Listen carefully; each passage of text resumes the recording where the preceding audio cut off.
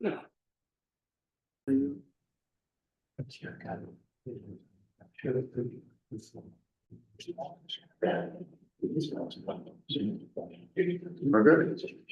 it away, Mr. Chairman. All right, everybody, I've got at least 10 of us here and at least 3 of us online. So let's call our regular meeting of the Northwest Hills Council of Governments to order. We're on location at the American Mural Project. Since I kind of got into this, I've been trying to bring us to regionally significant initiatives, whether they're economic development or something special like this, in terms of artistic, to draw attention to them and also to give some little bit of motivation to our selectmen in the area about how they might, take on a challenge like this to improve their community. We're all about planning successes, and this is, I think, probably one of the biggest planning successes in our region, something that's taken many, many years to get off the ground and complete. And we're happy to be here. This is my first time here. I don't know if the rest of you folks have been here before, but it really is something to behold. And it takes a long time to kind of digest. So I'm happy to be here with you today. Who do we have, Rob, with So we American Mural with us? yeah, so Amy Nguyen is the executive director of AMP, and she's actually leaving AMP, I think, at the end of the month. Yes. And so we thought it would be great to be here as well too. Unfortunately, she's I guess indisposed, doing something else, preparing for a trip. So so she basically, I think, has appointed Olivia as your quick discussion introduction, and then once we're done with our meeting, obviously we'll have time for a quick tour of the facility, and we maybe, we'll have lunch, and you can probably take that around the facility and everything. But Olivia, if you want to just take it from there. Olivia, how many people have been here? Okay, so less than half. Welcome to the American Mural Project. So as you can see behind you, this is the largest indoor collaborative art project in the world. Every person that you see in the mural is a real life worker that our artists Ellen Griesedek met and her travels across the country. We are here as a tribute to American. Most of our events, our musical programs are geared towards American workers and honoring the work that is often unsung and that unit. So we really appreciate you using our space today. I know it's a little more informal than usual, but thank you so much. Thank you for having us. Of course, thank you. And I'll just say one quickly, Olivia, is a quick opportunity for a plug, because there was a news article, if some of you have seen that, I don't know where it was, but Yes, Lakeville Journal or. the Connecticut Wall of Manufacturing that's going to be installed today and have it up for the majority of October. It is a very large exhibit similar to this one, but it is a timeline of all the inventions that were created in Connecticut. So we're really excited to show that. It's going to be part of our normal exhibit for the majority of October. And then it'll all be in place for our upcoming manufacturing summit that we're co-hosting or Yes, hosting. on October 23rd, which I believe is free and everyone should come. Yeah, and I just signed the contract today, so I welcome everybody to come to that event as well too, so. Thank you. So what's this I hear about bands and wine and events? Absolutely. So we host a monthly piano series. We just started up last month to begin our season. So every fourth Friday, we host a different pianist. It's a pretty informal, people can come as they are. Very, very generous. Well, it's a very cheap admission fee because we want people to come. We have the bar open. It's an hour of music. We also host about 4 to 5 larger concerts per year. We have one upcoming in the end of November. It's our acapella summit. We have I believe it's 3 colleges, acapella groups that will be coming and performing. So if anyone's interested. Does the American Mural Project track visitors and what it draws to Winsted and Winchester? Oh, we do. I don't have that data in my mind currently, but we do track our data, and most of our guests are in the Northwest corner. And we'd love to attract more as well. Mayor, does your selectmen, do they, when they talk to their businesses in the area, Paul, do they see the effects of having, Yeah, so this has been a tremendous success for obviously Winstead, and so much successful. I think it was roughly 16 or 18 million dollars to date in state and federal grants to help build this, and last week, an additional $250,000 SIF grant to start planning the back building, which will be more of a classroom camp type style. So this is just the start of how wonderful this place is gonna be. The state of Connecticut has bought in on this project. And I can tell you that people come far and wide to come and check this place out. So, congrats to American Mural. They do an unbelievable job here. And, one other thing is they also do rent this place for private birthday parties. I happen to get an invite to one of these exclusive birthday parties. If you haven't heard music in this, it sounds awesome. So, definitely take advantage of any of these, pianists coming in, acapella group coming in, but this is a huge success to Winstead. It really is. And I think there was even recently, I recall, like a top 25 places to visit in Connecticut, and this was on the list. There's something similar to. It was, you're right. fantastic. Thank you so much. I appreciate it. Any questions from council members for or about the AMP? If you have any questions, I will be giving a tour after after your meeting here. If you have any questions during the event or afterwards, just come up to me and I'll do my best to answer. Thank you, appreciate it. Yes. Thank you. All right, so we have some people online. We have any public comment from people here in the building first? I know Tim was just from Eversource looking at the pole line and the electrical workers up there thinking about storm season. It's happening. No. Anybody else? I like that though. You should have a picture of that. Anybody online want to do public comment?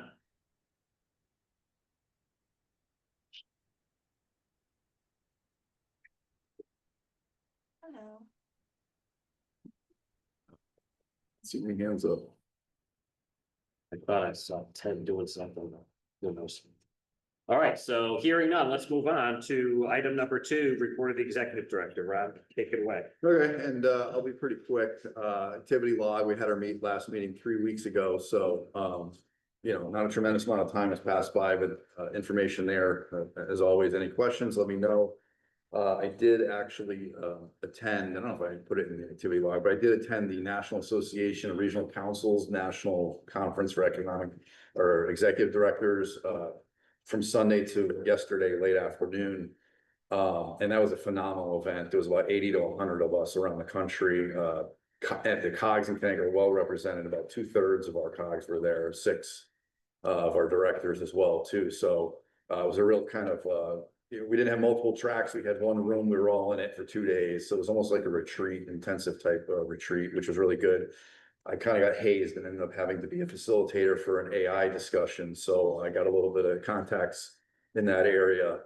And certainly I'm going to keep moving towards, doing what we can to adopt AI in our organization, but also eventually maybe see if we can do something from a regional standpoint, because I'm sure you probably all are thinking about how to manage AI and as things move along, policies that you may want to adopt for staff use and things of that nature. So this whole area is kind of an untouched area that we're all trying to kind of grapple with. So with that, on that note, I just wanted to share that information. It was a really good conference. Portland, Maine, I took transit, believe it or not. It was a last minute decision. It was actually a great decision. So PWEC assets auction is now live. It's been live, I think, for about a week to 10 days. The deadline is tomorrow. We could have an extension possible for some of our assets that we put up there. If we don't get the pricing we want, we don't have to take the lowest bid or the highest bid. So we'll see what we get for responses on our pieces of our straw blowers, our catch basin cleaners, one cleaner actually, and our 2 asphalt recyclers. But we'll see what that yields tomorrow. Recreational Trails Grant Round is open. It closes December 18th. Obviously, it's a very popular program for our region. So just if you haven't heard of that, just be aware and share the news. And then also we're planning on starting our municipal salary survey around November 1st. That's always a kind of a challenging exercise to try to get the information, because the previous format was just so I don't know, there's just different formats and different, you know, structures that you have in each of your towns. It's a difficult endeavor to try to pull it together. We may be trying to use AI to help us with this time around. So just be aware that the quicker we get the information, the faster we can produce it and the more readily available you'll have as much information as possible for your budget season and preparation starting in, I guess, January for some of you. So that's really all the updates I have right now. I don't know if staff and anything else they want to jump in. Wasn't aware of the last 4 days. HHW, you know, towns that are participating, materials went out, town clerks to recycling coordinators to you all. And we have, I think, almost 70 people are already registered through Eventbrite. So we're doing well. Yeah, so we're looking forward to that and with a couple of little things with our vendors that we had our first event with our new vendor, and so it went really well. And a couple of things we need to do a little bit differently, and they're going to correct that for this event. So we should be good. Thanks for picking it up, Leo. Listening. Not for nothing, but I did have again, last year I said the same thing. Russ Townsend RRDD. We don't have the things in town hall. They got to go to RRDD. So I think it's on the website incorrectly. But what are you guys doing? A QR code or So something? we have the QR code and we have tickets at the gate for those that are not technologically savvy. Yeah, So maybe what we need to do is just not send A lot it of to those towns, the contacts in those towns, and just send. Also to make sure, I did check the drop down this year, but last year it was the 3 town drop downs, where usually it's just one. Cause you guys bill us. Right. So if you send the checks to them, they have to send it to me, Oh, you yeah. guys get paid later. Yeah, well- Send it invoices. Well, Great. the checks are just checks, I'm not giving you. checks in the mail. Checks in the mail. Any questions about the DD report? Nothing? Going on? Matt, Casey, Greg? Well, I just got one thing on the municipal survey, because I think the CROG set went out, that we were just doing recently. Is everybody doing the same thing? Like, we're all doing it for other regions? Well, was that through, did CROG send it out through CCM? They did. Okay, so we tried to work with CCM, because they're already doing it statewide, and so Yeah. it made sense to try to standardize and work with them and not duplicate our efforts, but it didn't really work, for us. We only had about 4 towns, I think, that responded, so it just didn't work. It didn't produce what we were looking for. So for now, we're gonna try to find a way to continue to do it locally for our region, maybe in a more efficient way. So that's, Leo's been working on that as well too, so. Okay. Yeah, I mean, if you want to submit the information to CCM by all We did, means, but yeah. we can't, you know, we don't get enough out of it in order to be valuable right now. Okay. Got it. Okay, folks, move along. Item number 3, administrative items. Approval of A is the special meeting minutes from September 17th in your packet as attachment B. Anybody want to move those along? So move. Second. Doug and Dave, thank you. Any further discussion? Assume that's as presented. All in favor? Aye. Anybody opposed? Nobody wants to fight about the minutes? Good. All right, how about Anne Marie and her fiscal report? Motion move. Thank you, Mike from Harwinton. Is there a second? Second. Thanks, Doug. Anne Marie, you want to just give us a quick, Yeah, I'm happy to. so what is this, first July and August? Yeah, Or just, July and August. If you look at the bottom line, it actually appears that we are operating in the red.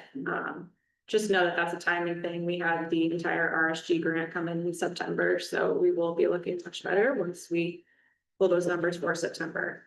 And from a cash position perspective, we're doing just fine.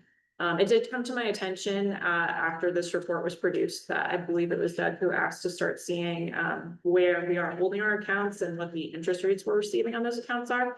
I have almost all of that information together, so it will be on next month's report. But the majority of our accounts are held at Torrington Savings Bank. We do have 1 CD at Northwest Community Bank, and then the STIP account is hosted by the state of Connecticut. The majority of the interest rates that we're receiving on those investment accounts are 3.9% or higher. Even our checking accounts, we actually do receive a 0.05% interest rates on. So that's kind of the high level. Like I said, more detail next month. And if you want to see those things sooner, please just let me know. Appreciate it. So we have a motion that's been made and seconded. All in favor? Aye. Anybody opposed? Hearing none, all approved. Item C, regional service grant. Attachment D, gotta go deep into Should be C actually. the. It's long, it's probably the most, probably takes the most pages of supporting materials.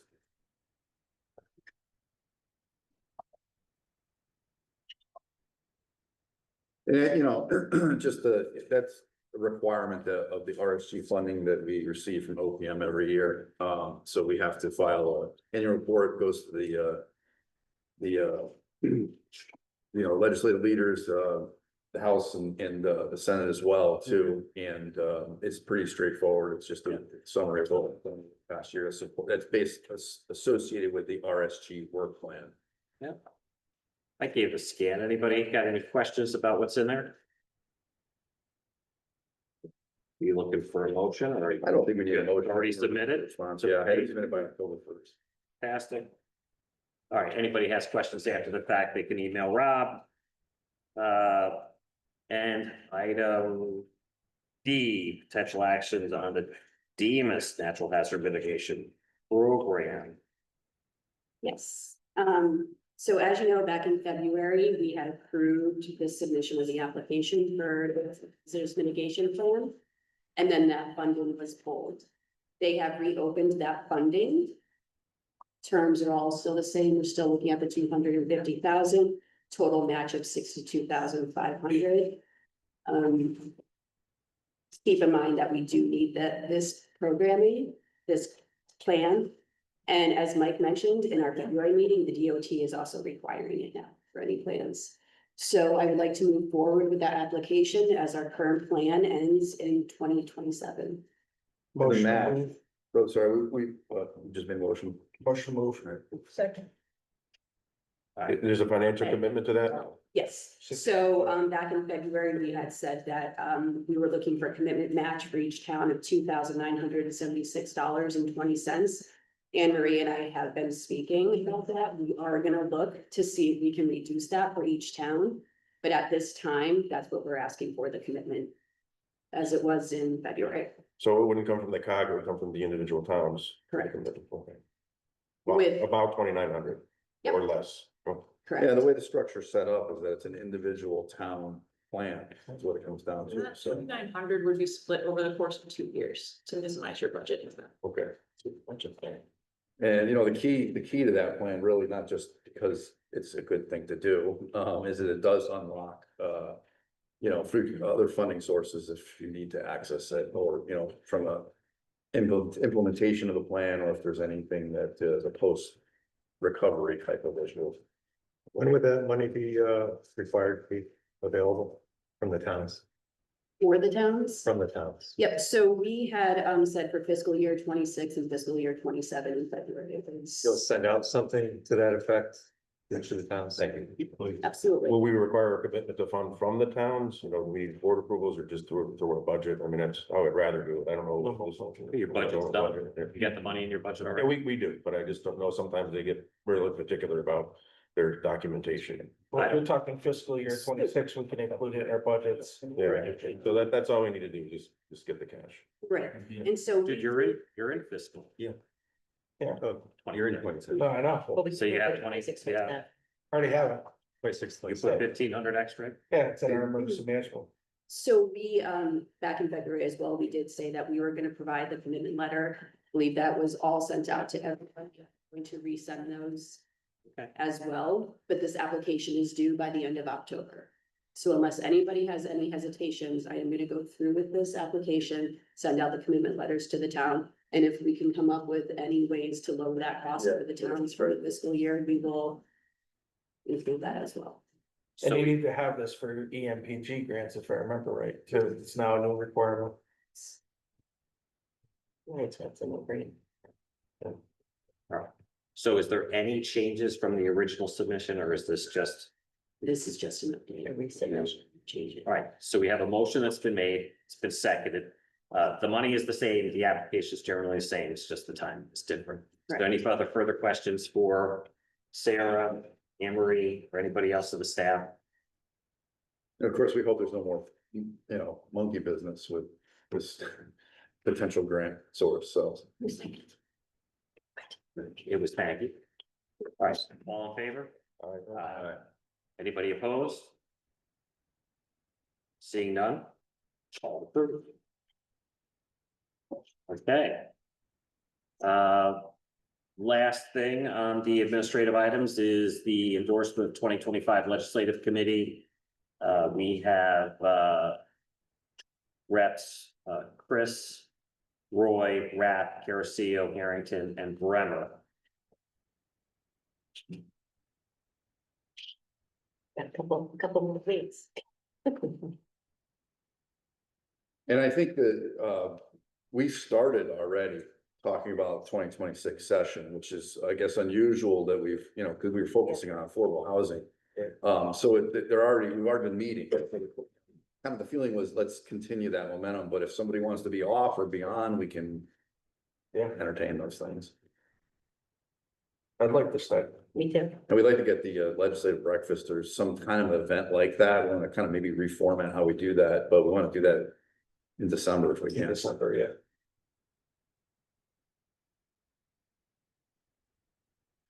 Patrick, you're still in, right? Yeah. Right. I'll make the, go ahead. Doug's got it. All right, I'll move that we endorse the Chris Roy, Rapp, Carosello, Harrington, and Bramer for the 2025 Legislative Committee. All right, thank you. Second. So I think Mike jumped in, Dave. So we got. I'll let Dave get it. Put Dave on. I withdraw my second. Dave is the second. I didn't think you want to second yourself. I didn't want to. All right. It was off the quiet. All in favor? Thank you for that important service. We appreciate it. Okay. Moving along, Demus update, item number 4, Chris. How you doing, Chris? Morning. Welcome. Thank you for Snapchat. So good morning, everyone. My name is Chris Berger. I'm the new Dennis Region 5 coordinator, taking over from John Field, who retired earlier. So nice to meet everyone. Look forward to connecting with everyone later today. Before I give you a little bit of background on myself, so I came down from Region 1 before working with Bob Penny, the regional coordinator. I was one of the regional planners, regional North Fairfield County. And then I started at the end of July, beginning of August. I'm sure you've probably seen a lot of emails. We seem to push a lot of communications out from our office. So if you haven't received those, to make sure I get your correct contact information, but continue this good work that John Field did, making sure we're a good partner with all the municipalities and providing lots of updated resources and support for each of your municipalities. A couple of updates, just some recent highlights and things that I've sent out the last week or so, just to make sure everyone's aware. If there's any questions, we can help address those. But specifically with the grant program, so we have the NPG grant and the Homeland Security grant program. Recently came out from our deputy commissioner and our director with the uncertainty of the federal fiscal climate and everything that's going on. The state of Connecticut has been awarded some of those grant programs. However, the terms and conditions have changed from previous years. And so therefore, our leadership has not signed off on those. The governor has to review those. The commissioner has to review those. So right now it's kind of like in a holding pattern more or less until those can be officially signed off on. One of the concerns that will occur with that is the period of performance may change. That timeline has been significantly reduced. Some of those programs have like a 3-year period of performance, and now it's switched to like a 1-year period of performance, which means the processing time will be like 6 to 8 months, which is a very, very quick turnaround. So there's a lot of things that are kind of the mix. There's also some litigation that's going on between the state of Connecticut and federal government. How those things will play out, that's beyond my scope that I don't know, but just want to make sure everyone's aware, those programs. In terms of the Emergency Management Performance Grant, our leadership did approve an extension for those, specifically for this year, for the deliverables to be completed. This year, there was a switch in the deliverable process, more focusing on activities that emergency management directors do on a regular basis, like the radio checks, having an updated local emergency operations plan, attending different types of meetings, things of that nature. But so there was an extension that was approved until November 14th to complete those deliverables. And then it'll be until December 31st to submit all the documentation. So with the federal government shutdown, there's a number of constraints that the EMDs have. Like, so for example, you can't log into FEMA's website right now to get your course transcript to complete any of the documentation. So there's a lot of different issues and there's certainly some frustrations. But that email communication will go out later this afternoon. A couple other things I sent out for folks, the election security PowerPoint. I don't know if folks saw that last year, but they did make some updates. I sent that communication out yesterday. So please make sure you share that amongst your staff, your registrars, the folks that are involved with the elections in your municipalities. Also, with any of the law enforcement partners that you have. I also shared it with the 3 different state police troops that are within our Region 5 as well, so they're aware of that as well. A couple other initiatives, the cyber planning workshops, there's additional funding that's available that can be worked with the Connecticut National Guard. They're gonna do individual one-on-one workshops with your municipality, with the boards of education, with the different organizations. So take a look at that flyer and there's a direct contact. It's Ian Heath. I can reach out to him directly or you can reach back to me and I can connect everybody. We just had a register for that, right? Yes, There was just a register button for that. yeah, just, I think you shoot them an email and then they'll work directly to schedule that. Also going on with this whole like cyber piece, the MSISAC, again, I'm not sure how many municipalities, you know, were joining or participating in that organization in terms of the cyber piece, but the state is paying, you know, for that cost and registration. You know, if you're not sure, let me know, we can follow up with that. And the last thing I'll just mention, there is the Targeted Violence and Terrorism Prevention Symposium that's occurring next Friday, the 17th of October, at the Legislative Office Building in Hartford. Geared for municipal officials, superintendents, public safety leaders and so forth. It's a full day of presentations. And there's some Sandy Hook Promise, I believe, Foundation folks that are going to be keynote speakers for that. So Quick question on that event. That event, when I looked at the agenda and stuff, it looked like it was geared more towards the education side, not really on how to handle it municipally, you know, municipal buildings, town halls, stuff like that, but more geared towards school security and. there'll be a mix of both components. Okay. And there'll be opportunity for some networking and connections made afterwards if there's individual connections that can be made and more specific to the municipality. Okay. So if you're available or if you know someone that might be interested, the version of sign up. And with that, that's all I have, unless there's any questions for me. Any other questions from the council members, people online? I'll ask you one. It might not be your wheelhouse, and we'll probably duck this one pretty quick. In terms of emergency management, which I kind of put hand in hand with public safety.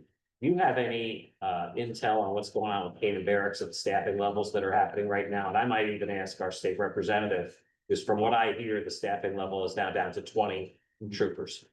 I don't have information on that, but I can certainly connect you with those folks at the state police, but I haven't heard that our office hasn't been made aware of anything one way or another. Yeah. Or do you know what it was previously or at one point or Well, it was down to 25. Now it's down to 20. down even less? And there's been a changeover, so they just lost the lieutenant again, which is now the turnstile continues. Yes. But from what I understand, last night, overnight, there was one trooper covering from Norfolk to New Hartford. Yes. So numbers are going down. I think you're, Dan, what you're seeing is you're seeing that across all the troops. They're way understaffed. And from discussions I've had, I heard it's simply the state is not funding enough money. And they're not approving the overtime of the existing troopers. They're all on mandatory overtime. No, they're not My allowed, resident trooper did dispatch overnight. Yeah. My day trooper did. but dispatch. they limited that amount of time that they're allowed to take as mandatory overtime. There is something going on here. So It's not there's a good. huge structural change. And it comes down to funding. I mean, the state of Connecticut, They got plenty of money. yeah, listen, we all know the state's pocketing the money. There's no doubt about that. There's no argument here with that. But the state is not giving it to where it needs to go, which we have been saying for years. The troopers have been crying about this for years. That if they did not get the money, they were not gonna be able to fund positions in the barracks. And that's what's happening. We're starting to see it, we're starting to see it statewide. And the reality is the state of Connecticut is keeping the bare minimum of what they have to keep in order to keep the federal funding coming. That's it. They're not going over, they're not going under. jump in. The water's If I warm, might Dave. add with some institutional profound knowledge, if you may say. Yeah. Quite frankly, it's very difficult to get anyone to take the job anymore, no matter how much we are paying, no matter how much we are funding. I can tell you right now, they started out with a class of somewhere around 48, they are down to like 28 in the class. It's just recruiting, and that's across the board. I don't care if it's the city of Hartford, city of New Britain, Greenwich, whatever. It is difficult to recruit police officers. It's just the times that we are in. I would even say, I don't know about Winstead, but it's just even smaller municipalities are having problems in recruiting, and the classes are getting smaller and smaller. And I mean, when they get them into the academy, kind of keep an eye on it, Mike, that they are losing at numbers. When I was in the academy in 1976, we started out with 52, we graduated with 48. They replaced. People hung in there. So Well, they it also was have a different time. They have a problem with retention too. I just had a Yes. conversation, they're afraid of the next contract coming up, so a lot of them are retiring before the next contract comes up, to lock in their benefits. Quite honestly, Doug, they don't have a bench anymore. Used to have a bench. There used to be some depth. Yeah. Okay, but people are leaving between 20 and 25 years now because they can. They don't want to stay. I can certainly help connect whoever with the commissioner's office if a further dialogue or connection for future speaker. We'd love to get some type of correspondence on what the projections are and how quickly we'll be returned to full staff. Sure. But you could just do a question. Yeah, just have. Question, just an introduction. Taisha Anderson, I'm here on behalf of the governor's office. I'm director of outreach, newly in the position for about a month and a half now. So I'd be happy to also connect with if you would like to take lead on that. I can also do, but recruitment and retention is essentially the biggest issue for Commissioner Higgins right now, and talks about it ad nauseum about how it's very much more difficult to get folks in and keep them. I just had a meeting yesterday with the lieutenant from True Bell Barracks. St. John. St. John, yeah, he was sergeant last year, now lieutenant. He's gonna be here one more year before he transfers, but their transfer times are about a year to a year and a half. And move out. So, and they're trying to get that to fill gaps everywhere else. I think we're a little lucky, and I'm very pleased. We redid our resident trooper program when I came in office a couple years ago, and re-energized. And I have to say that we've been really lucky. I'm just more of a plug for what we have at True Bell and how well they were trying to work with us. We have a lot more of the younger troopers are living down in the Milford area, south of our area, and so they do come through us on the way up. We just had a whole series, I think it was 4 different times, where they had a focused traffic program in Washington, Warren, and Kent one day, then we were in Arlington. Everybody got it. Yeah, we had 66 tickets in 2.5 hours in Kent alone. I can get cameras, but I can get cops on the road. But anyway, so I just want to say that the ones that are on the road, they're indefatigable, they're wonderful, and they really do help as much as they can. So, but yeah, the problem is that when I had a friend of mine who went through the academy at 42 years old, was one of the oldest ones, Dave Cavaschelli, didn't stay with the state troopers, moved to New Milford, but they're 40% down in recruitment. So let alone, you talk about your attrition rate in the academy and so on, and then when they get in the field, within the first year, there's another 10 to 12% attrition rate. So yeah, something's got to be looked at and how they do. And I know that the governor was concerned once I didn't have a chance to chat with him once about that 2 years ago. So, but I don't know. We'll see what happens. But again, this is something that COG probably ought to step it up on. Absolutely. Did you ask them what the staffing level was at L? I did. It's down. What was the said there were number? 2 new troopers coming in. He's got 2. So it's I don't know the exact numbers. Denise, do you know the number? I thought it was like 50%. Yeah. Honestly, I'm just talking about how many policemen.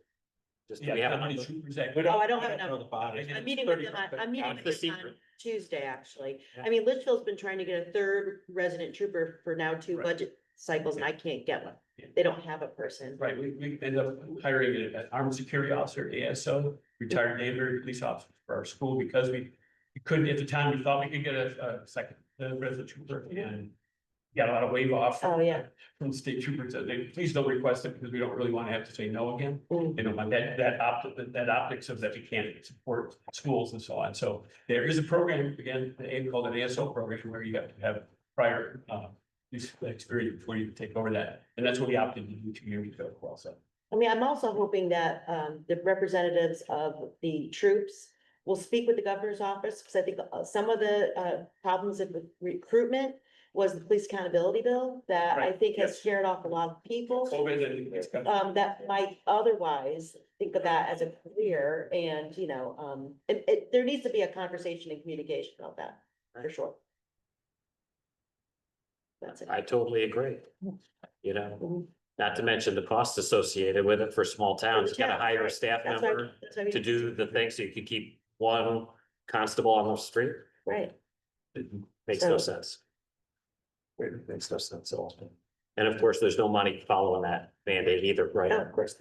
Right. So we'd love to hear more and love to hear more from the things because we need action on this. This is there's somebody's gonna get hurt. And we don't have time for explanations or convoluted. We need cops on the street. We'll put it in my next talk meeting, and see if we can get them for the next talk, it'd be great. Yes. Good news is though, stats, because I'm, putting things together from 2015 to 2025, at least in Litchfield, our crime stats are half of what they used to be. That's because you don't have cops on the street. No. You can't report crimes when you don't have police on the street. No, but even these is like criminal, like larceny and burglary, our police always show up to those things. If it's not our resident trooper, it's Do you somebody have else. constables now? I thought you would. We're looking at it again because we can't get a third trooper. So So you just have two state troopers? 2 state troopers and then Pat 2, which does 24/7 Right. in Morris and Litchfield. That's a big territory. Regarding the prevention of crime, the intervention before a crime occurs, and then then you don't have anybody to investigate, or you don't feel safe.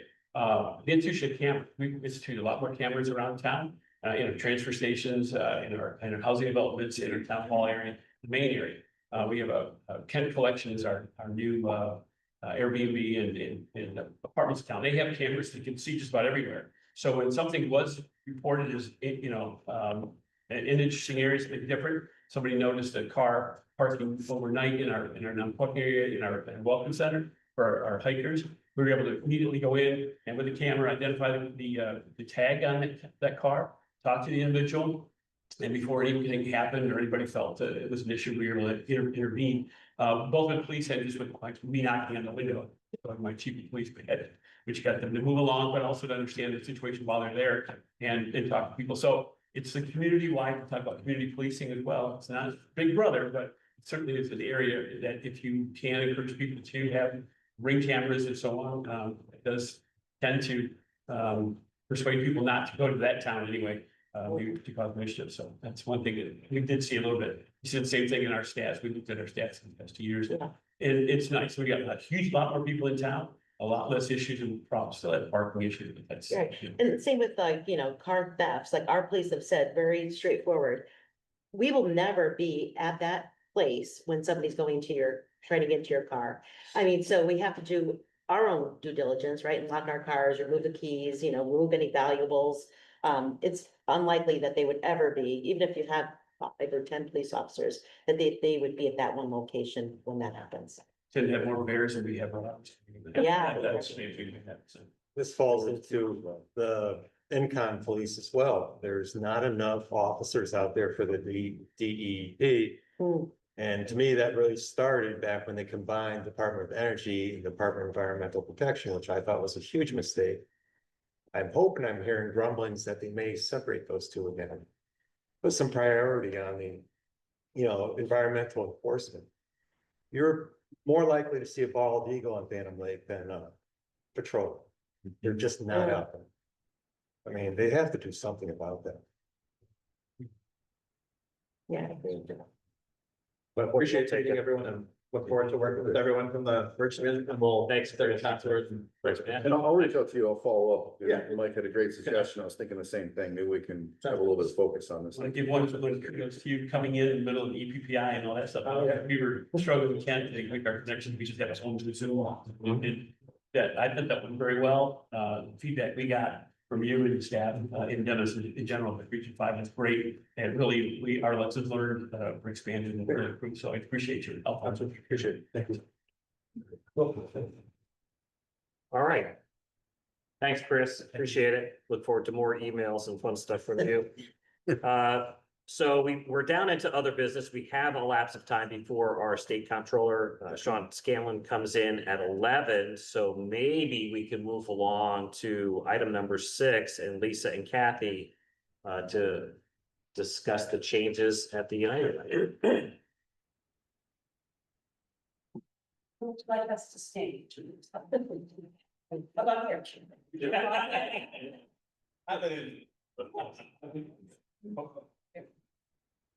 the other circle. So where would you like us to face? The camera? Here. Could you just spend the whole time over Right? The whole, all these stage. Should have put Lazy Susan on the floor. Okay, excuse my dad. All right, we'll go over here. Let's get this out of the way. Thank you. Appreciate it. If you want to sit and be comfortable, Todd and I will give a blue chair so you don't have to feel like. All right. Okay.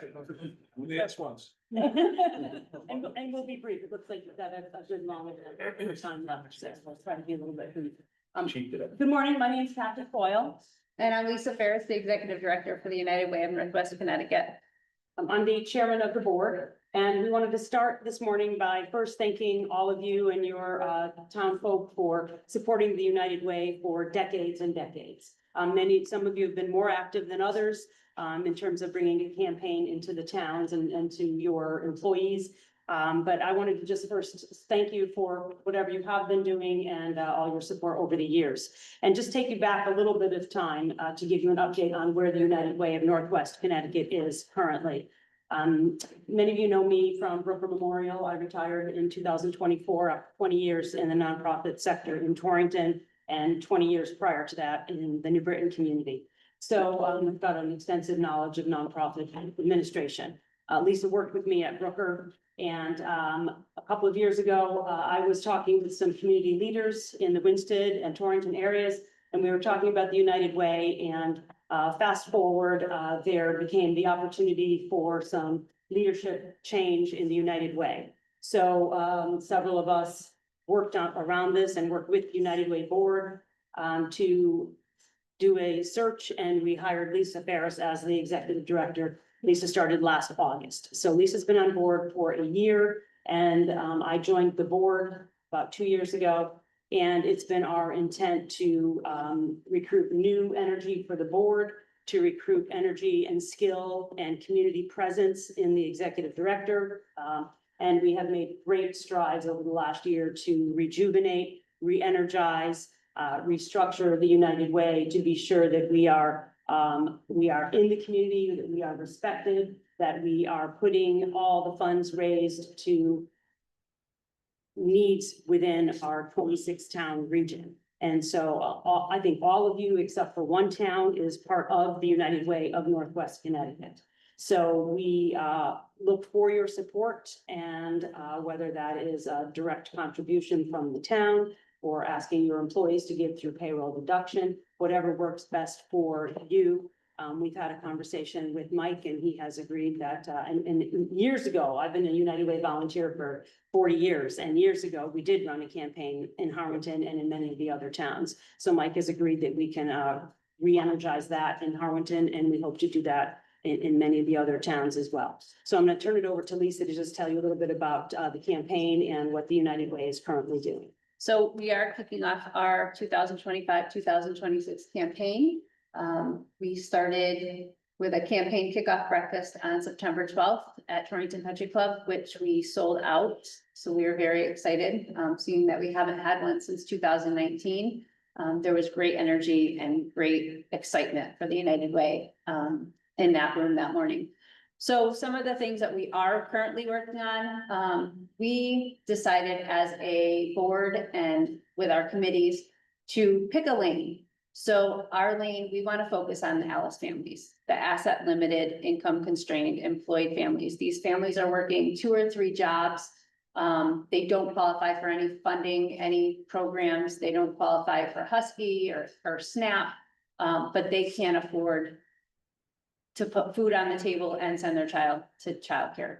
They're juggling, or if there's a car repair they need, they really are struggling to make that car repair. So we want to help them before they end up homeless. We don't need any more, people that are struggling to get housing. So we really want to focus on those families. Our allocations committee has been looking at our 211 data, looking at the towns where, where's the need the greatest and what are the greatest needs in our community? And their housing and food insecurity, transportation is one of the biggest ones. So that's something that we really want to work on. We're focusing on programs in our community that help meet that need. So that's what campaign dollars will go towards. Some of the things that we've done, we held a day of action back in May, where we collected 3,800 pounds of food. And we distributed those out to 12 food pantries within Northwest Connecticut. So we don't just focus on Torrington or Winsted. We go out to Lakeville, Salisbury, those food pantries out there. We also started a rapid response fund in North Canaan. Again, we looked at data and that was where the need was.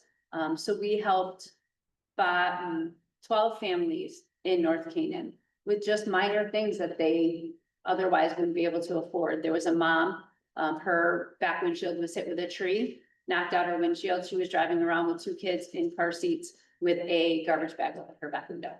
With the rapid response fund, we were able to help her get a back window and drive her kids around safely. So things like that are things that are really making a difference with people in our community. So today I'm asking for your help to help us run employee campaigns within each of your towns. I know Mike has offered, I've talked to Paul, and I'm grateful for Tim Waldron. Tim Waldron has joined one of our committees, so we're happy to have his help. So I do have information regarding our campaign. I brought one for each of you, and then if you want to reach out, I'd be happy to sit down and have a conversation and talk a little bit more about United Way and our focus on the future. Does anyone have any questions? I just have one. How do you identify the Alice families? We look at the 211 data. Just the 211 data? We also work with our partner agencies. Okay. So they can, lead us to, what are their struggles? Where are they seeing the families? A lot of families need help with childcare. So that's, helping subsidize some of their childcare costs, things like that. Because I think in my community where you see more, middle class, blue collar families, they don't qualify for anything. Right. And, you go door to door and they're telling you, I'm doing everything I can to hold on to my home. Yes. That's exactly it. That's exactly And I think it's becoming more and more prevalent in the rural communities. Correct. So you're starting to see it expand, where families are just, they can't even buy groceries. And we started a food pantry in Harrington. When I first got in, we were feeding only like 6 families. We're up to 56 families now. Right. So it's growing, Right. There's some recent data. I was looking at some updated data on the United Way of Connecticut website, and the steepest growth in Alice families is in the rural areas. 15% increase in Salisbury from 2019 to 2023. Just to give you an idea of what we're talking about for income, Alice families are above the federal poverty line, but still not earning enough. Alice families, for a family of 4, 2 adults and 2 children, the income to hit that Alice mark is 116,000. So to get out of being an Alice family and be able to afford housing, childcare, auto repairs, you need $116,000 income. That's $58 an hour. So if you've got 2 parents working jobs 40 hours a week at $20 an hour, you need 3 full-time jobs to hit that mark. So it's a lot of families. And so that's what we're saying, we're going to really focus on how do we really make a difference here. And so we want to tell families that we're trying to keep people from falling through the cracks and from having to go to a shelter and from having to lose their home. How do we keep them safe, healthy, happy, housed? So that's really what it's all about. And we can't do it alone. So the campaign theme this year is Together We Rise. So we're really looking for that spirit of community and collaboration and support. So we thank you. There's a program out there, it's called the 30-30 experience. And it gives you have to live 30 days in 30 minutes. And it's 30 questions. And you're an Alice family and you're trying to decide Are you gonna take an extra job that pays $800? Or are you gonna stay home with your child because they're not of age to stay home by themselves and nobody can watch them? And different things like that, you know, you need to put food on the table, but your car's broken. It was a really humbling, I just did it the other day, and it was a really humbling experience, and if anybody's interested in doing that training or going through it, please let me know, because I can get it to you. That'd be interesting. Okay. Yeah. Okay, Perfect. thank you so much. Thank you. Thank you. So, individual council members can reach out to Kathy and Lisa if they want to, correspond and invite them to the years of town hall. Because that's some good work. I see that we have, Mr. Scanlon, our state comptroller coming in. Why don't you come over here, gentlemen? Bring your own barrel. Look at the biggest barrel you've ever seen in your life. If you want to sit, here's. Welcome. Morning, everybody. Morning. So, we have a full complement, but a pretty good complement of council members here, from all over, maybe, 4 or 5, first selectmen and selectmen. I see Kitty from Salisbury, also Casey Flanagan from up in Sharon, Greg LaCava. Want to go around the room and introduce ourselves? Sure, I'll Let's start with Denise. Hello, Denise Rapp, first selectman town of Litchfield. You and I went around town last year, which was awesome, to get people to sign up for the retirement program for the state of Connecticut. So welcome. Doug Thompson, first selectman for Burlington, and we met at the Region 10 Financial Literacy, so. Each of you have to say a memory about me. Mike Chris, first selectman for the town of Harlingen. And our policy director for the comptroller's office. Paul Harrington, which memory I mean to share, Sean? And with how you brought cookies to my office. Oh, no, you brought it. That's. Don Archulowski, town of Winchester, 146-year-old hardware store. I know. Yeah.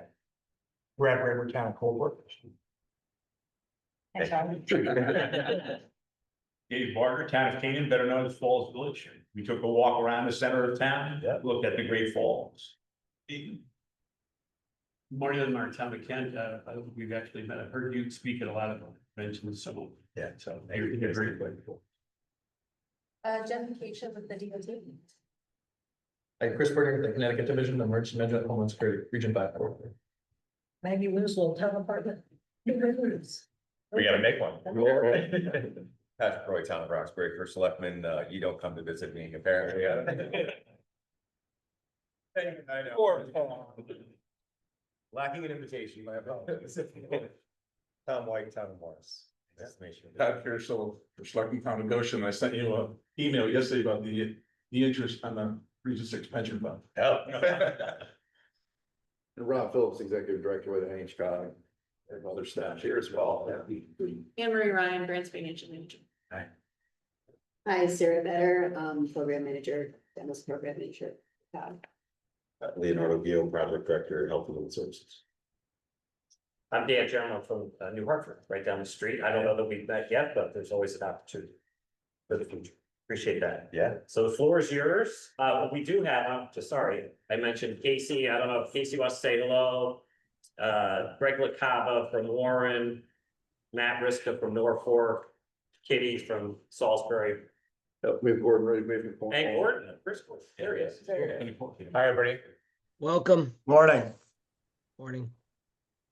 So, good morning, everybody, and great to see many of you who I've met, and I got a mental list of all the towns I got to visit that I haven't been to so far.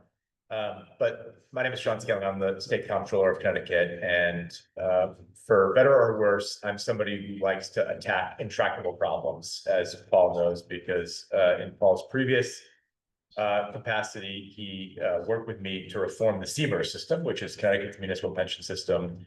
When I took office in 2023, I got a 700-page briefing book, and one of the biggest problems that our retirement division told me about was the Seamers pension system. The costs had risen by 75% in the preceding 5 years for the municipalities. And I turned to the guy briefing me and I said, well, what the hell are we gonna do about that? And he started laughing. And I said, why are you laughing? I said, because nobody has reformed the system in 50+ years. Nothing made me want to reform it more than that comment. And I'm proud to say that we did do that in 2023, 2024, 2025. And now I have always, throughout my 8 years in the legislature, 3 years in this job, been very involved in a zillion conversations about the property tax, and many people's different thoughts about that. But there is one thing that is the common unifier of all those conversations, which most people think it's a broken system and a strained system. And that strain is getting worse and worse for the municipalities and worse for the taxpayers who live in them. And so I am doing what most people tell me is a crazy suicide mission to try to have a conversation around the state about what we might do to find some commonality on reforms to the system. And I've been meeting with all the different COGs, meeting one-on-one with mayors and first selectmen, sitting down for coffee, talking to different stakeholders. And I don't, to be honest, know where it's going to go. I think we've gotten incredible feedback, in the ones that we've done so far, and great ideas. But this is the third rail of Connecticut politics, and I'm not naive to that. I know that every 5-10 years, somebody like me comes along and says, let's do this. And then it becomes a report that collects dust on a shelf. And I don't want this to be that. And I'm going to do everything in my power not to make it that. But I can't tell you sitting here that I have all the answers, because I don't. And I'm sure that you all don't have all the answers, but you all know it's a problem. And so part of what the first phase of this is just having these meetings, having these really, I hope, candid conversations. But then just knowing that, my cell phone, I'll give it out to all of you today. You can email me directly. You can text me. If there's something you don't want to say in front of 40 colleagues here, then that's cool too. We can find another time. But I want to just start the conversation and hopefully continue it with all of you. And I hope that it's not something that's going to be a one and done silver bullet solution. I think it's going to be a cumulative thing that's going to take some time to do. But man, I think it's something we really need to make progress on as a state if we want to actually grow our state and make this state better. And what else do we get elected for, if not to try to do stuff like that? So appreciate your time. Appreciate you giving me some of your time today. And I don't know who wants to go first because it's a loaded question, but just appreciate the conversation for the however long we have left. So thank you. Well, we're thankful you're here to discuss this, and we're welcome. Believe me, we're glad you're here. We like when state officials come and tackle the tough issues. And I think you find a lot of outspoken people here with a lot of things, because everybody knows the recognition is right on target. It is broken. Yeah. Denise, you had your. Well, before Denise says something, let me just say one thing to just maybe frame the conversation a little bit. I'd say the three buckets of things that are the hottest things that always get brought up in these things are just the structure of municipal finance, right? The system of towns have basically very few options to raise revenue. And is that structure something that we need to take a look at? The second is, what is the sustainable future of state aid, right? Both with things like ECS and pilot, and do those systems need to be changed? And the third is the scary word of regionalization, shared services. What could that look like? What is a model for that to maybe look different than what we do now? And there are other things that come up, but those three topics are really the buckets that I think we're spending the most of our time looking at and trying to get some feedback on. So I don't want to cut you off. No.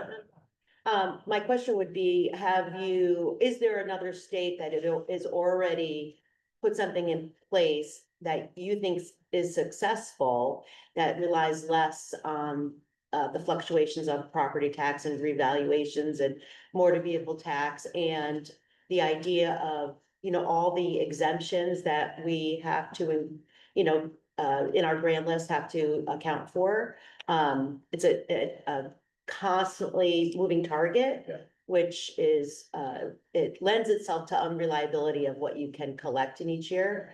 So I just was curious if you see a state that's already doing it well, and if that's something that, you would share? Well, here in the land of steady habits, one of the things that we don't do that almost everyone else does is a county form of government, right? The COGs are a offshoot of what used to be county government in the state that was abolished almost 60 years ago. And so I think every state has some version of a regionalized form of government.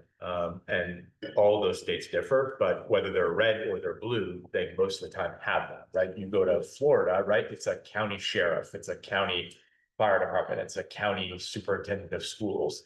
You go to some of the other blue states that have that, it's all different layers of government, but I think the common denominator and thing that we don't have is a county form of government or some sort of regional breakdown besides just the state and then the municipalities. And I'll just quickly add that a lot of other states, may not be popular here, but have some, cap, or whether it's on levies or on assessment, but they also, are much stronger in enforcement for checks against unfunded mandates. So there's some give and take there. Go ahead, Mike. So, being the shyest one of the group here, I just, you know, I mean, when you start talking about property tax and reliance on property tax, unfortunately, it's a huge mountain to try to climb. Yeah. Because there's so many factors that go into it, and what you'll find here in the northwest corner is that, and probably find in the northeast corner is that there is no real commercial base in any one of our towns except for a little bit in Winston and a little bit in Torrington to try to rely on. So we solely rely on our residents' property tax in order to fund our communities.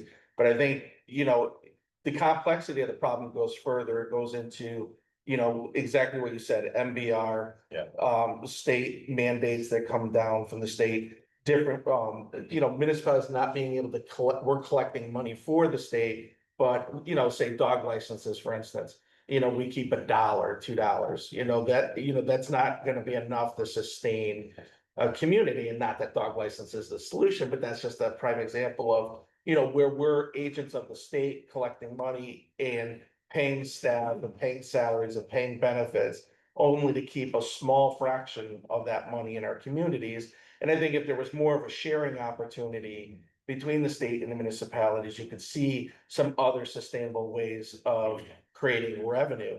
In the northwest corner here, I'm proud to say at least that we have done a phenomenal job. All of my colleagues around here have done a phenomenal job working together to regionalize services. And I think once you remove the obstacles to regionalize, and not make it mandated, but a voluntary where it works. Yeah. Like we have a regional animal control right now, and it's the first one this size up in this area, and it's working. It's working right now. We've been able to hold costs for all the towns that participate. We've been able to expand it and make it more accountable, make it more responsive. But it's just a small example. We share equipment. Not all of us can go out and buy vac trucks, so we share equipment. We have a whole collaborative where we can actually share equipment. Our public works directors meet and say, okay, well, this one really isn't being used that much. Let's get rid of it and get something that the towns can actually use. So we share in that cost through our council of governments. So I think we all enjoy our individuality. And I don't think that's going to change anywhere in the state. Because when you start talking about county forms of government, and the reason why it was probably taken out years ago was a simple fact that small towns felt like we didn't have a voice. Yeah. So and it was weighted heavily towards a city or one particular town or the mecca, whatever it was of that county. So I think that although we all enjoy our individuality, when you're looking at property tax and similar to motor vehicle tax, it's a complex problem when you start looking at that's the only real revenue that we can count on. And when you start messing with those and freezing them and capping them and trying to make up the difference, it's really not a successful plan for multiple years down the road. And when we talk about revals, revals just happened. That was a huge hit to all of our communities. And I think that if we can look at the revaluation process and the way that works and what the model is that we follow for the state, it'd be nice to follow a model that was more stable. Instead of just seeing these huge peaks and valleys, you see a more stable level housing market and evaluation process across the state. Well, just a couple of things to respond to that might frame other topics. The reval thing has been something that has come up a lot. And one of the things I've said to people is that, you know, people are afraid sometimes to hit singles. They like to hit home runs. And I think there's a lot of singles out there that could get people feeling like maybe property tax reform is possible. One of the ones that we sort of have heard about a couple of times that I think is really interesting is the towns in the last 2 decades have been hurt disproportionately by revals that occurred during strange world events, right? Whether it's a financial collapse or a pandemic. And it's almost like a disproportionate time that if you do the reval at that moment, it's going to really, really impact people. Now, some people would say, hey, that's a good thing to do that because your values shoot up, but it's not great if you're not trying to sell your house because then you just have a larger tax bill. So one of the ideas that's been floated about a little bit is just, could there be some sort of like global event exemption to doing the 5-year reval? To sort of not have that be such a dramatic spike. And then a couple of years later, if things have mellowed out, either it's gonna shift accordingly or it's gonna show that that was a one-time thing. So just putting that out there, if other people have thoughts. But just quickly, Mike, on the regional animal control, you said once you remove the obstacles, what are the obstacles that you encountered trying to get that regional? Well, I think that you got statutory obstacles, and the reality is the Department of Ag, when you're working with them, to be the communication from them and what the state animal control officers are willing to do to assist in doing anything with regionalization. Okay. Is actually recognizing a regional animal control. So you have to go through all these hoops to get it recognized first. And then the process where the classes for officers out there is once a year. So you got all these officers across the state working on provisional licenses because they can't get certified fast enough. And then you're getting all the Department of Ag emails saying, hey, listen, we're gonna remove your licenses. You're not gonna be able to collect dogs anymore because you don't have you have provisionals and you don't have certifications. But it's not our fault that they canceled the class. You know what I'm saying? So I think that offering the class more often for this particular case, offering the class more often, allowing the Department of Ag to recognize and encourage and work with regionalizing animal controls across the state is a huge benefit, would be a huge benefit, where we haven't seen that type of support. It was really an uphill battle to get there, and I appreciate the fact that, the state has made some progress in the fact that we could share resident state troopers. We can share those kind of things. So as we continue to look at statutes and we look at regionalization as a service, we also have to look at it and say, yeah, it's great to regionalize, but what are the obstacles we're going to run into down the road? Which department is the obstacle in, and how do we fix that obstacle? That's all. Paul? Going back, Sean, you had said something about delaying during a pandemic. The state legislature actually in Windsor Locks took advantage of it. There were 13 of us that it didn't help. We got to delay it 2 years, but home values were still skyrocketed. So I think the potential of delaying it, but even those 2 years that we saved, we did it last year. We still got crushed with the home values. But going back and thinking about tax, and the only way a municipality has is we have property taxes, you have personal property, you have real estate. You go to a lot of these other states and, they have the hotel tax. And Connecticut, and I advocated it big in my other town, but we don't, if we have a marijuana store, we get to tax it a little bit. But we don't get to capture any other revenue. The state's never allowed us to attach some type of a local taxes. I don't know what it is and what it would be up here, because we don't have a lot of hotels up here, right? But what would it be? But you go to all these other states, and there's always that ability for local tax, because you have out-of-towners, you have out-of-staters that are using your town, but aren't paying really anything for it. And I think we have to open up our eyes to how do we get more revenue into the town? We do. We can't keep going to our residents. We can't keep going to our businesses. There has to be another bucket that we can pull down. Well, this, I think, is the most fascinating of the debates that we have in these sessions so far, which is you'll have one mayor first up to stand up and say, unshackle my hands and let me put whatever tax I want on my residents through whatever local body I can. So a good example of this is down the shoreline where I live, we have Airbnb in summer. People sell their house on Airbnb, they go somewhere for 3 months and they make a killing doing this, but our roads are busy, those people call the police, there's all this stuff. They say, let me do an Airbnb tax. Okay, that makes sense. I'm not gonna tell you what town, a very conservative Republican said to me, I hate taxes, but I want to be able to tax the fair, my town, because it's the biggest thing we do, and we don't tax it at all, and it's a huge burden on me, and I want to tax the fair. And I looked at him like, are you kidding? I can't believe you just said that. And he said, no, I'm dead serious. I want to be able to tax the fair.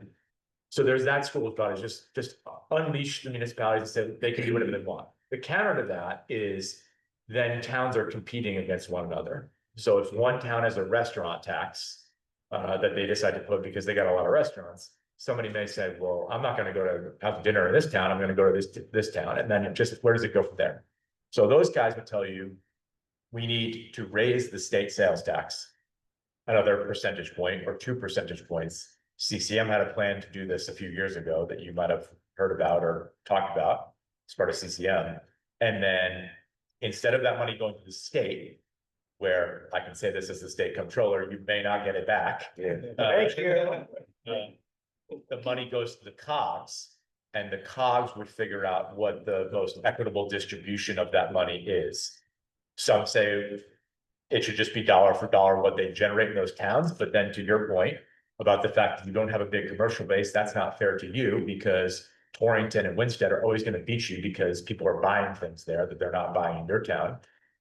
Or do they do it based on population, which might be a little bit more fair and then distributed across the state? So again, not saying either one of those is the best answer, but that's, to your point, Paul, the two most common sort of schools of thought. And I would love to get feedback on those two ideas. Sean, one of the things that we have in Kent is a huge land trust. Yeah. We have Kent Land Trust that's got 5,000 acres. Hems our town right in. When I came in and talked a couple years ago, there was a 13-acre parcel right in the middle of the town that nobody ever dealt with. It was for sale. I encouraged it and talked to people, developed a resident has deep pockets who decided to purchase this and work on the development. One of the problems we have is that not only do we have the Kent Land Trust, we have the NCLC, which is the biggest one in Connecticut, I believe, and it's hemming us in where there is no way to expand unless we built, apartments and condos in that 13-acre area. Yeah. And we have to have, of course, affordable housing, and then we're caught between market rate and then what they call workforce housing, which has got to be some kind of a subsidized sector. Now, what you're referring to is previously a county tax. We had that in New York. I grew up in New York with county taxes and so on. So one of the things that do get out, we have also 3 prep schools in Kent that have a lot of property that again is not taxable. They do pay taxes 100% on property they built that they buy outside. We have a pilot program with a drug and alcohol rehab center up there. They own property in town. They build the restaurant. So we have gone back and forth with things, but the issues I have with the land trust and so on, that lock up so much property around us. We could not expand even if we wanted to do any kind of development for people, bring people out. And you said it, when property taxes went up so high, people were like, great, I can sell my house for $400,000 more than I bought it for 5 years ago. I can't afford to move anywhere else in that town and village. So, we're in this tumbling area in Kent. How do we develop any kind of development of property, condos, apartments, homes, whatever, bring people off of their bigger properties into something they can afford as they get older. Is 46% of our population is 65 and older now. Yeah. And so we're locked. Those people can't go anywhere, don't want to go anywhere, and grow up there. So and so I'm talking a lot about other issues out there, but the one I really have an issue with, and I know my townspeople are going to be, like they always are when they talk about land trusts, is there got to be some way to get some give and take. They lock into so many things. Like I have an elementary school. I wanted to put up a solar panel to help buy that. The only property adjacent to that is a land trust and a prep school. So prep school let us have for our recreation facilities back like 4 acres behind the school, and we keep it down. The land trust, however, would not entertain any kind of association to put in a solar panel, so we could put that in into our grid and help pay for some of the other costs. So how do we break through that? How do we get that cooperation go? How do we let the land trust, who might want to do it, there's so many codicils, there's so many other entrapments that they have or encumbrance I have on their money that allow them to become more, except for a weekend walk park or something like that, or a hiking trail or a birdhouse village. How do we get them to be able to develop that? And then the other part that finish up is the educational cost sharing and the whole educational program, where we can't cut our budget. I am down, I have a house, I have a school that's built for 450 people. Yeah. I have about 130 Kent residents. We actually have a tuition program where we have another up to 30 students tuition that comes from New York, New Milford area, around the surrounding Kent area that come in, that bolster, they pay $4,500 a year to attend the school. We pay $38,000 per pupil to keep that school open, and it's rising. I know Casey's on there, in Region 1, I think it's $56,000 or $58,000. You probably don't understand these problems. $58,000 a person or pupil that they have to pay up and share in our Region 1. Yeah. The way we have to fund all that is just getting out of hand. So these are some of the areas that we have little ability to change on, that we need to look at some help. Yeah, thank you. So. Thank you, Marty. Thank you. So I'll apologize for any comments that I might say, and I'll try not to go down the rabbit hole, but Portland is a very small town, largely senior citizens. And the unfunded mandates that just keep rolling and rolling and rolling, and it seems like the state does them with little information behind them. They throw them out, great if they work, if they don't, well, we'll worry about that and fix them after. One really that comes to mind is the urban voting. Little, if we get one person to come out there in the 2 weeks and they don't really consider that, now we have overtime besides that, because you're going over the 40 hours. And they put it out there, now it's dropped. Another thing that devastated us was the car tax. Yeah. And when you call the state to try to get information about that, you can't get it. People coming in saying, okay, you don't use the Kelly Blue Book. Where do you get your numbers? Called the state, they didn't know. They said, ask your assessor. Well, it was our assessor probably. They said, call motor vehicle. Motor vehicles that call the state. Nobody knew that it is NADA. That's where they get their numbers on. It's, if you can get somebody out of the state, but you can't get the information. We're just getting killed. We did 1.4 million increase. And that is just unheard of. Yeah. Well, I would just say to that, as a recovering legislator, so many of the things that they do and that we do in state government are with good intentions, right? Those changes, they're with good intentions. The problem that I see now from a different perspective is the downstream effect of that, right? There's a candidate running for governor right now on a platform of, we got to cap property taxes. I like to cap property tax. That's a very popular idea.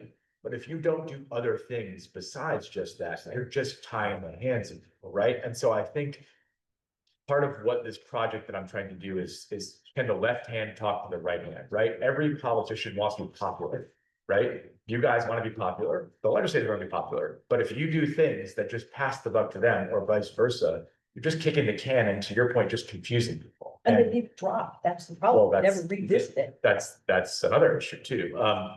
Anthony mentioned unfunded liability or unfunded mandates. My counterpart in Massachusetts has a power that would make me very, very unpopular with the legislature, but you can petition the state auditor of Massachusetts to investigate whether something passed by the legislature is an unfunded mandate, and if the auditor deems that it is, the town doesn't have to do it. So. Very good. Hope for that.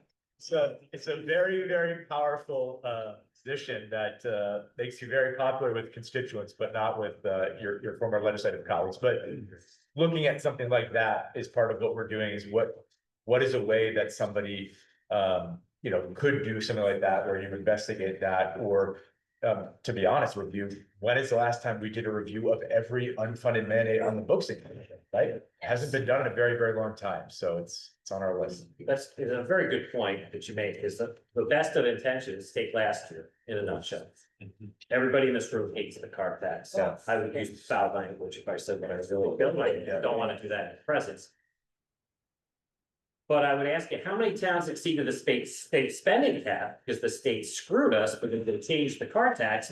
took, I don't know, 15 or 20 million out of our grand list, and then all of a sudden we're the bad guys. And you had to do that a little exemption where, okay, well, it's okay that you exceeded the state spend cap this year. Yeah. It's because the legislators get bad guidance and they don't realize what they're doing, which similarly goes to the veterans exemption. Where they send out the little email and say, don't worry, New Hartford, you only have one disabled veteran. This is only gonna cost you 5,000. Only to find out that we have 21, and it's $100,000. They have, the people who find them giving their data are terrible. And the intentions are honorable. I am with you on. But this is a whole problem that we see year after year after year. I don't know if taxation is the answer in different buckets, because you got an affordability problem. You missed the last presentation about how many families are in need here. But I would ask you this. Does revaluation really generate you more revenue? No, it doesn't. So we changed, we went from a 10-year cycle with a variable mill rate to a 5-year cycle. We gave the towns another $100,000 bill every year, 5 years for a statistical. Doesn't get you any more money, right? Some states just do it upon sale. But the number, you paid it, you're paying your taxes. But it's a real serious issue. But the larger issue here, that I've been doing this 16 years, I get less ECS now than I did 16 years ago. And the state does not fund our education for the rural towns. We're paying tax. We support every other city in the state. And our kids get nothing. Our costs are 30 or 35%. And that's where all of it is. Regionalization, we do, just for your information, we do regional schools, trash, ambulance, dispatch, health districts, animal control, EMTs and paramedics, and equipment. We wrote the book on regionalization. We do it better than anybody. Don't need another layer of government to tax. They add big salaries to.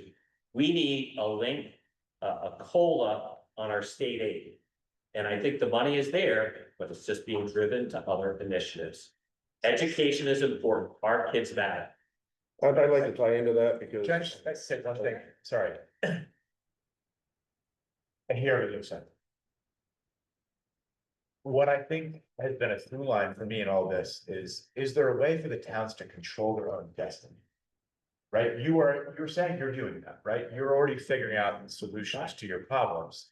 But that extra problem that you face is you are relying on something to come that may come or may not come, or it may be lower, or it may be raised because of an unfunded mandate. Is there a way to divorce yourselves from that and have your own destiny? That's part of the tax. It's not creating a new tax for the sake of a new tax. Is how can you divorce yourself from that rat race? Because again, I was there in 2015, 2016, 2017 when Malloy was saying, hey, I know you promised you 150 for your ECS, but you're actually going to get 35. And my first selectman would call me and say, what the expletive? What are we going to do about this? And I said, I don't know. And he said, well, I have one answer. I'm going to have to raise property taxes, right? So is there a way to divorce yourselves from that? That's what I was sort of exploring. It's tough. I tell you, it is a blessing to pay for our children's education. But the system is fundamentally broken when I tell you 16 years later, New Hartford is getting less ECS than we did then. Sorry. Yeah, and I gotta be blunt, to me, it's politics and accountability. The small towns get the short end of the stick all the time because we don't have the clout. As Jan mentioned, last year, 2 years ago, Burlington was among the top 10. So the legislators worked hard to get an education cost sharing formula that worked for everybody, and the governor cut Burlington's ECS, the 10th largest cut out of 169 communities. And it happens all the time. So our representative said, we're going to support you, we're going to do this. And then the horse trading happens and the big cities get the money. And I think, we need to have some kind of level of accountability. Just throwing money at cities or a town isn't the answer. How are they managing that? And to Dan's point, we are doing our darndest. Our cost per student is among the lowest in the region because we've been forced to, but we constantly get shortchanged. And to me, this is not aid. We all pay to the state, our income tax, our sales tax, and everything else. This is money that's supposed to come back to our communities. This is not a handout from the state. You're taking money from the mouths of our citizens. And also the fallacy that these communities are wealthy communities. That needs to change too, because when we had our housing study, I had our assessor run me a report of all the housing we have in Burlington. And 2/3 of it was under $350,000 assessment. We have a few wealthy, yes, but most of our residents are elderly, veterans, fixed income, and the politics paints us into this brush that we are, this painting that we are wealthy and we can afford it. Well, I can't tell a wealthy resident, you know, you've got to pay 20% more because the people on fixed income, you know, and that's the majority of our towns. I think I speak for all of us here. We have a lot of people that are struggling, and as United Way came and said that it's rising in the rural communities. And finally, even the biggest, you know, the mandates were talked about, but even this affordable housing boondoggle that is driven by special interests and not by the legislature. It's focusing on affordable housing only. If we just put affordable housing in our community, we're going to destroy our communities. We need a balanced approach. It needs to be, how are we going to bring in some industry to help support? If we just put affordable housing without bringing in jobs, all you're going to be doing is destroying our communities. So the issue about well-intentioned, I think I would like to see our legislatures listening more and stop playing politics and understand that our smaller communities are also constituents. And no, we don't have the voting power, but we're still constituents. John, just to follow up on Marty's and even Doug's question there. Has the state ever considered a non-resident school tax like South Carolina and Florida and New York? Because, you know, Goshen has 5 legs. So you have all these waterfront homes that all these people from out of state come and enjoy the weekend. Right? They eat and drink and party all weekend long. They throw 9-10 bags of garbage outside. We're paying the tipping fees. And, you know, it's costs the town a lot of money. And, you know, we just regionalized with Litchfield, Morris, and Warren, Greg's up on the screen. And our cost in Goshen is $32,000 per kid. And the kids that are coming in from out of town are only paying $12,000. So our little towns are subsidizing these other students that are coming in. I think the state should consider a non-resident school tax. Just like I paid my house in South Carolina, I paid $2,000 on my house. But I paid $3,500 school tax. And I don't even live there. Yeah. I just flat out come back. You know what I mean? Yeah. And it's like, I think the people from out of town that come here should be paying. And help so it takes the burden off our residents, like Doug just said. The average age in Goshen is 58 years old. So we're putting that tax burden on people that are 60, 70, 80, 90 years old that worked at the tourism company out of a little tiny pension. And it's like crazy. We need more funds, school funds, or we need a tax that the town should collect on non-residents that come up and abuse our towns, abuse our roads. And then we have to hire state police to be our residents. It's crazy. Yeah. It's the first idea that's not gonna make me lose my reelection campaign, so. Yeah, it's good, we got one. Eminent domain of land trust. You got all the winners here. But it's true, I get it. I know we're at time. Is anyone else? Yeah. Just one quick question, and I want to reach into that third bucket. I want to reach into pilot. Is there any way to fix that tiered approach? Is there any way to fix those percentages? Because what I get from a number of my residents, Sean, is we have Robin Swamp, okay, which is pretty much half of our town. People look at it and say, well, perhaps we could put affordable housing there, but well, if we were taxing that, do you know how much we would be getting? All we're getting is this money from the state, the pilot program. Yeah. And I can tell you, quite frankly, when we get to a town meeting, people actually do bring that up. They ask our treasurer, how much are we getting from the state? And I was kind of listening to Marty when he was talking about the land conservancy and everything else. Are we getting our fair share when we come to the pilot?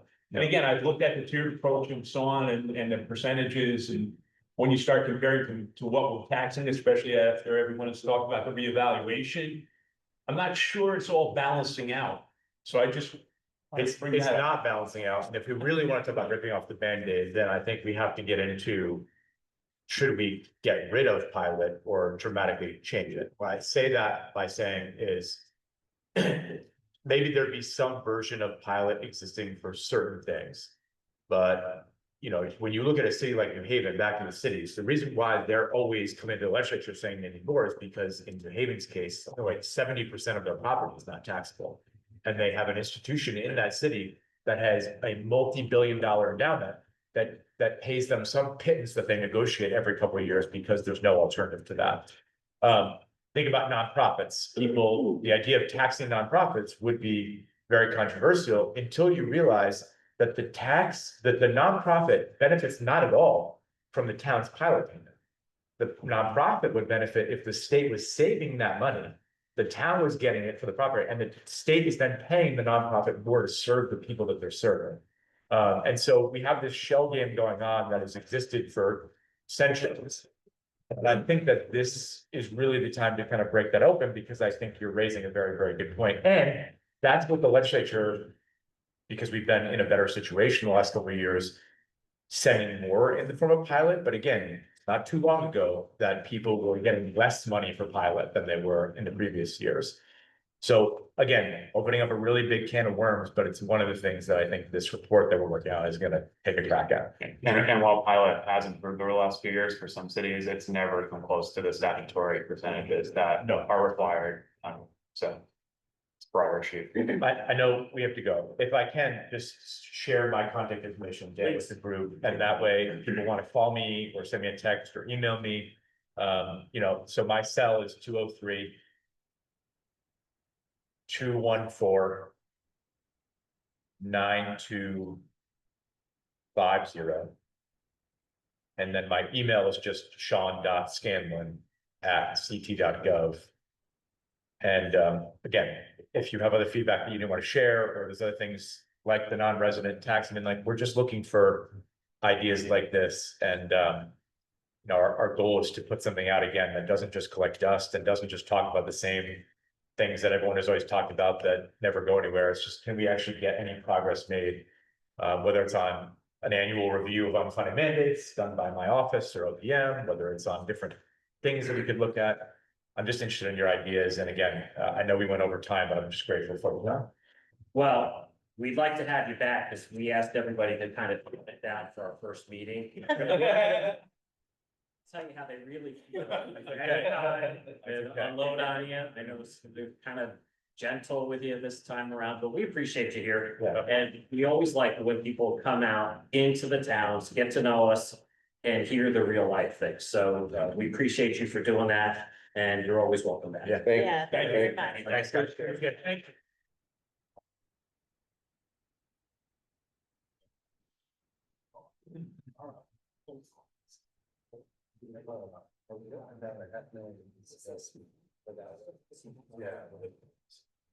Okay, so folks, Rob is just telling me that we're going to reschedule on item number 7. So if there's no other business. Motion adjourned. Second. I don't know if Marty wants to get minutes. Get Marty and you. By last meeting. All right. Oh, that's All in right, favor? yes. Aye. Let the record show our gratitude for AMP for having us here today, and we look forward to more meetings in settings like this. This is really inspiring, so we really appreciate it. And I think we were gonna take a walk around if anybody wants it, but there's lunch here. And ladies first. Anybody We're done with the meeting. I know I won't get a chance to say hi to everybody, but I'm out the door. And I will be independent, but come see you, but thank you. No, I'm not leaving Canada, I'm actually only a new. When you walk around, my favorite civet up there on the second floor. Just get there. Everybody, oh, you are, we don't know what happens. You always gotta have, always looking for you that night, Tuesday night, trying to find what's going on with this. Middlebury is? Oh, St. John, right. Is he leaving? No.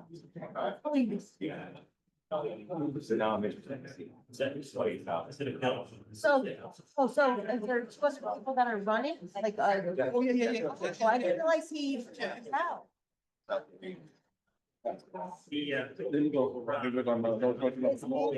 Manville's running them, but, he has an, opportunity that's, he has a chance, yeah. I never know when I'm up with. You neither, I mean, I.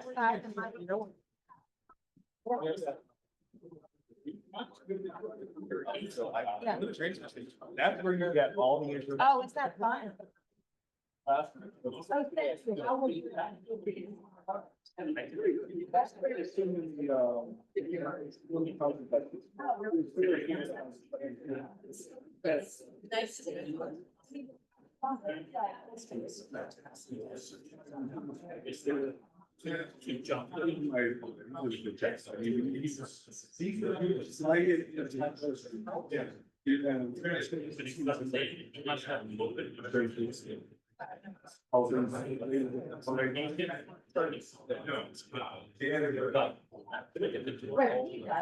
Yeah, that's what I mean. Yeah.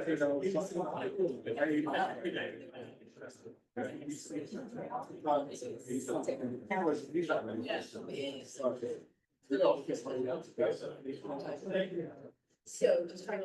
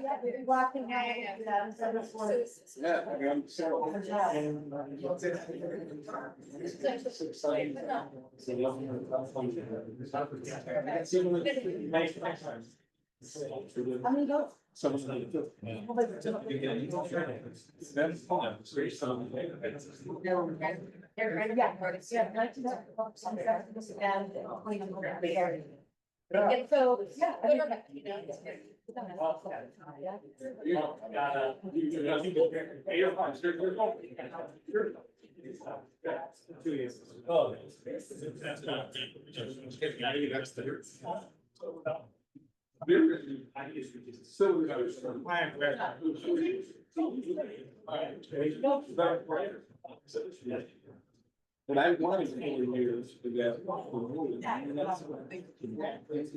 She was one of the years, basically. She makes it so it's in.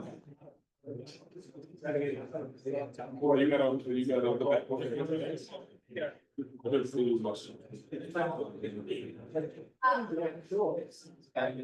I like the old. Hey, how's everything? I see you.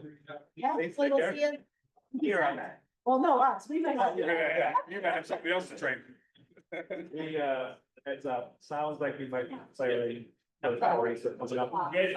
Oh, yeah? Yeah. Okay. You reached with snow? No. No, this was Rain. rain and. Yeah. Yeah, it looks like sunny and Monday. Yeah, so I wouldn't be surprised if she's already figured out. Okay.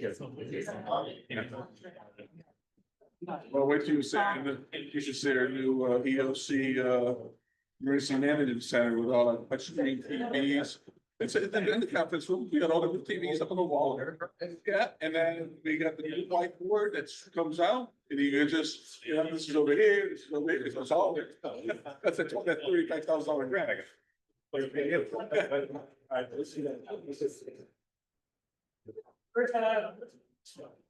Hands are closed. Yeah, this was.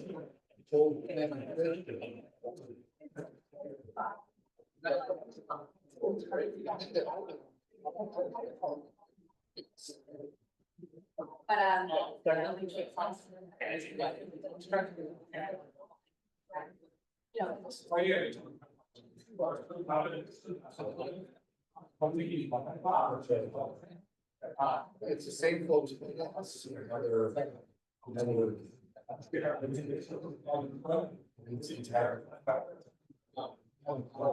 So we like all those games.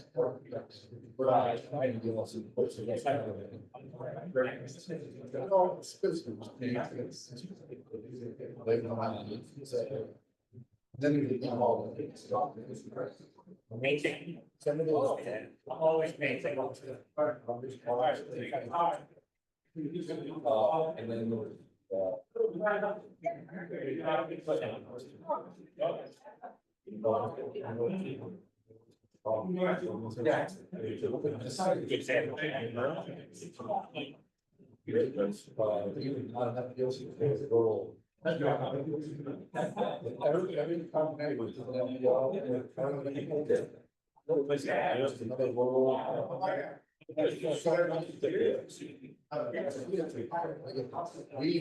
Take the white. That's why pretty cool. Artist galleries, inviting one like great combo. My wife loves that place. Got a lot of knick-knacky stuff, but different stuff. Like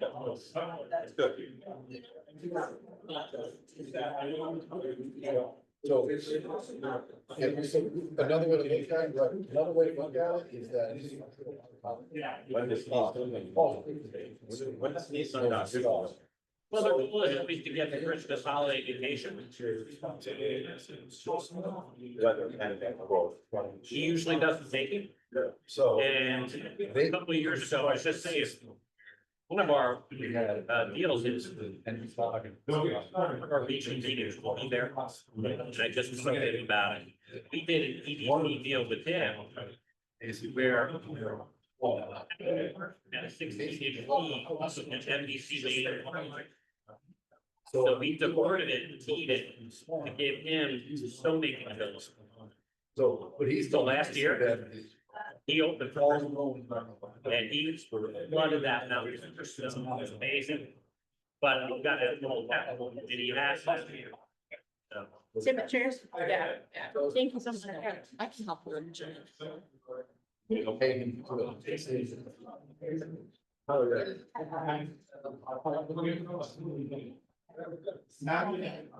Yeah, we have a good contract. I will call out. It costs a lot.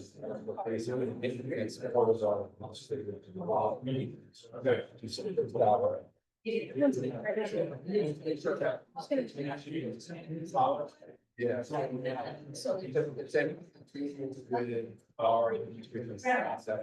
it's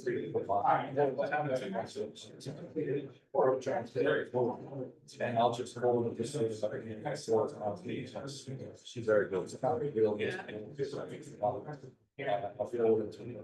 Walls.